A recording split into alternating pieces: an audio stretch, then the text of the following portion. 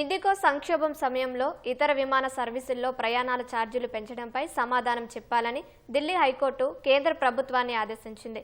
IndiGo సంక్షోభాన్ని అనుకూలంగా మార్చుకుని ఇతర విమానయాన సంస్థలు విమాన టికెట్లు, హ్యాండ్లింగ్ ఫీజులను ఎందుకు పెంచాయో చెప్పాలని కోరింది.